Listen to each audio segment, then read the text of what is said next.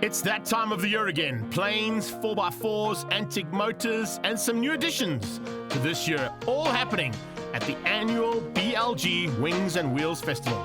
And for the first time in South Africa, we're going to see a 2-ton challenge vehicle attempt to do a backflip against a shipping container.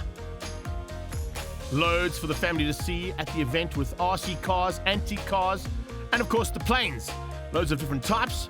And you can chat to the pilots and get into the planes and learn all about them. Let's go down to the 4x4 and see what they're up to.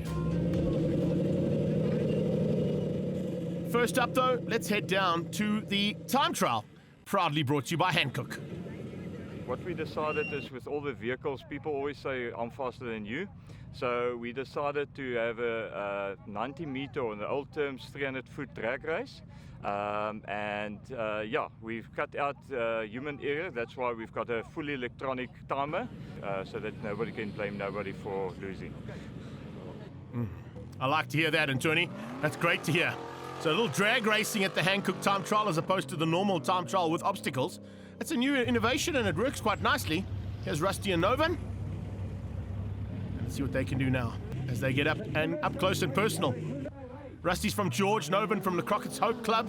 And in PE, they're catching up with the standard of 4x4. I'm glad to see them making it to this event. Next up, looks like it's going to be Fani and Jean-Dre, both from George. Great support from all around the country. Fani Krobler taking on Jean-Ray Snell there. Like it's the left lane seems to be the quicker of the two, if anybody's going to be taking that on. Oh, there we go, Brad. I'll just tell me differently. Two-wheel drive there, and the Arctic truck from Jean Boerter. And it's great to see that running a little Volkswagen. Not too shabby at all. It's a nice little vehicle that he's built there. Based, I think, on a Salamander, if I'm not mistaken. Mike Van Us and Christy de Kock all the way from Stilbaai. The Stilbaai machine, not quite meant to go in a straight line as fast as that. But it's nice to see the way they've changed this up and the innovation of having a drag race. Marlies Spannenberg is always someone to watch out for. Her car's called Clueless, but surely it has got nothing to do with its ability, because it's got a great ability in a straight line and on the obstacles, which we'll see today. Lucas and Haneke, of course, always good. The Moonhopper and SA #1, of course. And look at the power of that machine off the line. Definitely going to be a crowd favorite here today. Into the first obstacle now, AMPA Plastics. Jean-Dre and Mandy Snell showing us exactly what that monster can do. And looks like they're going to have a little bit of a tough time of it here by the looks of things. Got to watch out for those little flags. Don't be one clipping any of those, that's for sure. It says Unleash the Beast. Are they going to do that? Let's have a look and see.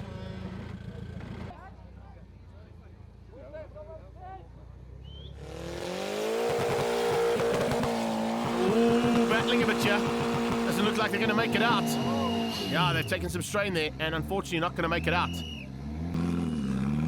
They'll have to redo this one and find another way out. Rollback being taken.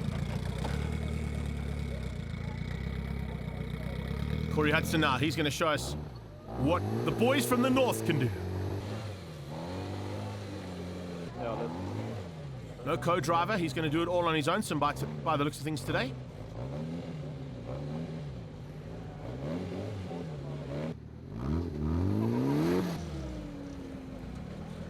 Taking a slightly different route in as well. Oh, taking a little bit of the extra sand away. That might catch the vehicle at the bottom, but it's got great ground clearance.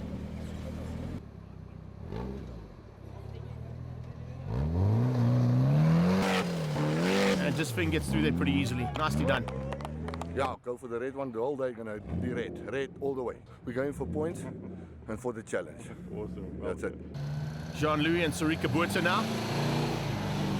And the Hilux doesn't seem to be worried. Eerste enetjie vir die dag. Ons gaan wel aan. Ons excited vir die res van die dag wat kom, ja. What you'll see is they've got options of the 120, 180 or 60. And so any class can ride the 120 if they want to. And that's the field, if they play it safe, you've got to take out the marked routes. But it's 20 points, remember, if you touch any peg or banner, and 10 points are taken off for a rollback option.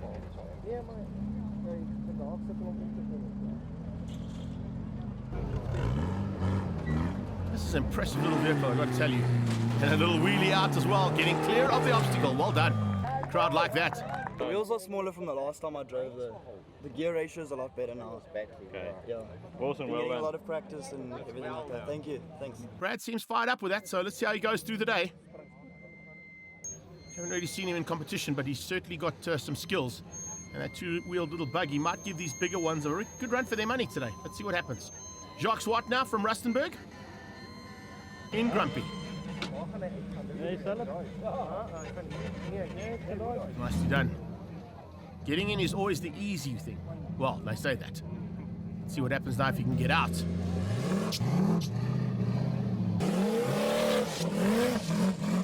Relatively untroubled and very nicely done in the end. Dan, how was that?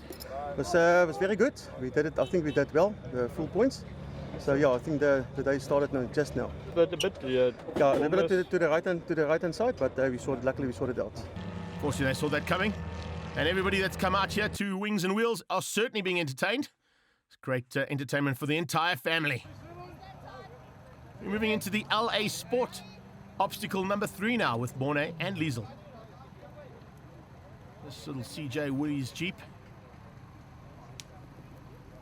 And there's quite a few of these that take part in the 4x4 events. Very popular little vehicle, and looks like he's got what it takes here, Mornay de Kock. He's trying to avoid the flags and pegs, and he does so. Nicely done. Walter Frost and Nico Bosman now.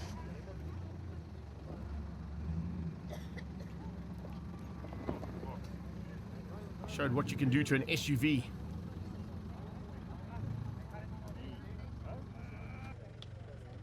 And he's working that front wheel just to avoid the banner. Doesn't want to hit that banner, that's for sure. Hit that peg. So he might have to take the option of a rollback to avoid it. Yes, I think he's going to have to do that. I don't think there's any way he's going to be able to get past. So if he takes the rollback, he'll be losing 10 points. But if he doesn't, he might save himself 10 points. Oh, it's very close, but he manages to squeeze through there. Nicely done. Great bit of driving there. From the Eastern Cape, well done.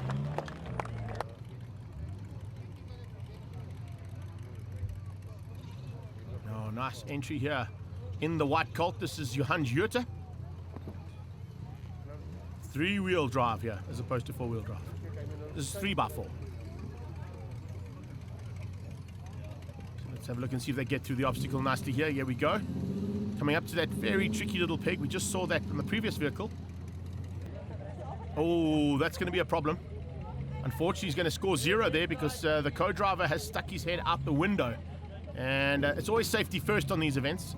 So there'll be a 0 score there for the white Colt.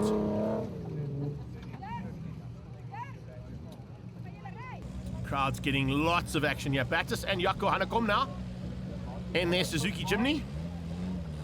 Well, it's a version of the Jimny. It's not the original one, of course. But it is powered by Suzuki, and looks like it's got a nice ground clearance. Great control. Very easily done for the man from the Eastern Cape 4x4 club.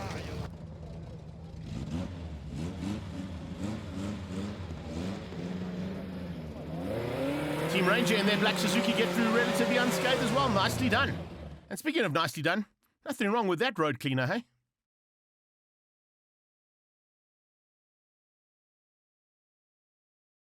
In the morning, just finishing off, getting the final preparations done.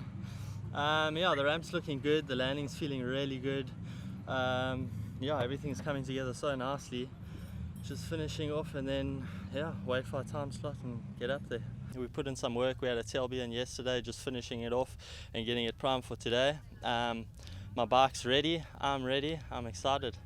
Well, it was a standard KTM 350 4-stroke.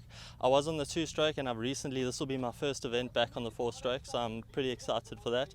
Yeah, so over here we've got the grab hole. As you can see, you shouldn't normally be able to see the battery and all the wires hanging inside there, but that's for grabs when we're hanging off the side of the bike, so I can grab in there and whatnot.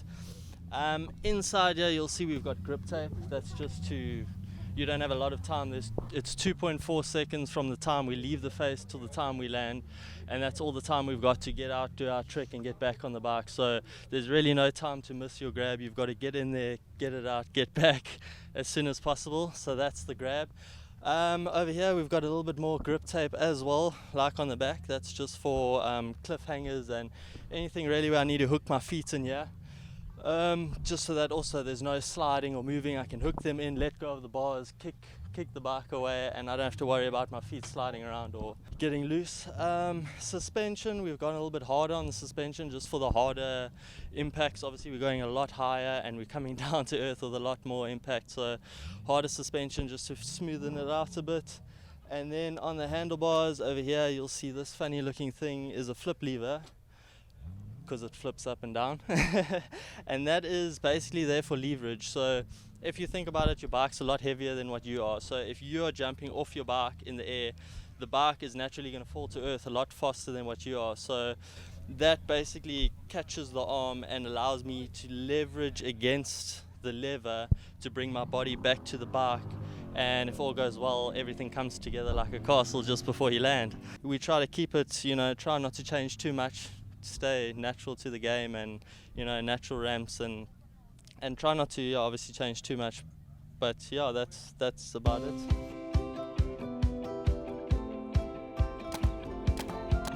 Well, join us after the break for some more action from the BLG Wings and Wheels Festival.